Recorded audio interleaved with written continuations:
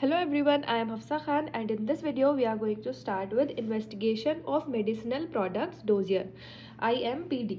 Okay, so IMPD is a document that is divided in for distinct sections. कौन से sections? पहले आता है इसमें the quality, manufacture and control of IMP, मतलब investigation of medicinal product, the non-clinical studies conducted with IMP, the clinical use of IMP and overall risk or benefit assessment of IMP, that is investigational medicinal products. Okay सबसे पहले हम देखते हैं जो हमारा medicinal product है उसकी quality, उसका मैन्युफैक्चर और उसका कंट्रोल.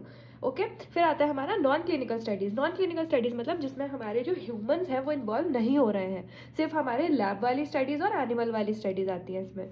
फिर आता है हमारा क्लिनिकल यूज़ के हम ह्यूमंस में उसे किस किस चीज़ के लिए यूज़ कर रहे हैं, हमारे जो प्रोडक्ट है उसे. ओवरऑल रिस्क या फिर बेनिफिट, कि क्या उसमें रिस्क है या फिर उसका ओवरऑल बेनिफिट क्या है. Okay, IMPD is one of several pieces of IMP related data required whenever the performance of a clinical trial is intended in one or more EU European Union member states.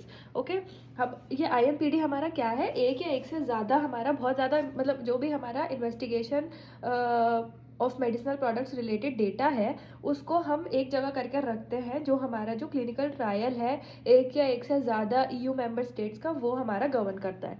It includes summaries of information related to the quality, manufacture, control of any investigation new medicinal product.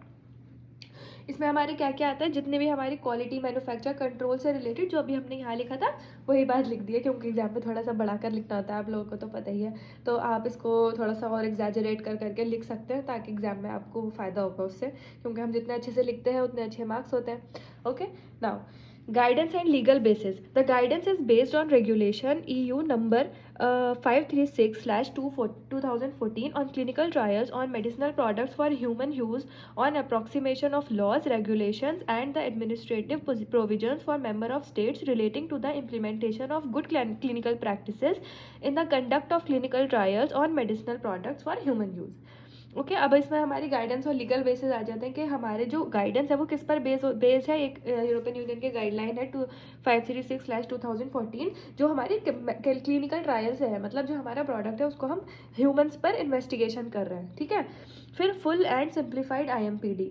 While applying for a clinical trial authorization as a full IMPD is required when little or no information about an IMP has been previously submitted to competent authorities when it is not possible to cross refer to data submitted by another sponsor. अब आपको तो पता ही है clinical trial start करना इतना ज़्यादा easy नहीं है, तो उसका ये भी एक उसका स्टेप है जो हमें कंप्लीट करना होता है before starting. Okay now let's see what are the parts of IMPD. सबसे पहले इसमें 5 मॉड्यूल्स हैं जो हमें पढ़ने हैं. First module is regional and administrative information जो आता है हमारा सेक्शन फर्स्ट में. मॉड्यूल 2 में हम पढ़ते हैं CTD table of contents, CTD introduction, quality overall summary, non clinical overview, clinical overview, non clinical summaries, clinical summaries. Module 3 में आ जाता है हमारा क्वालिटी सेक्शन, मॉड्यूल 4 में आ जाता है हमारा non clinical study reports and module 5 में आ जाता है हमारा क्लिनिकल स्टडी रिपोर्ट्स. ओके अब ये देखिए सारे आपको नेम से तो समझ में आ रहा है कि इसमें हमें क्या देखना है, तो आप इसको थोड़ा सा एग्जाम में एग्जैजरेट कर लिख सकते हैं.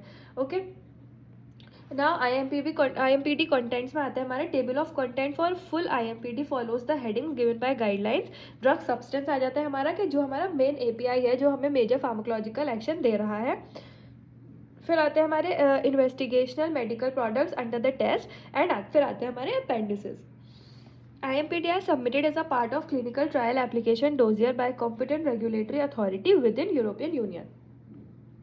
So this is all about IMPD.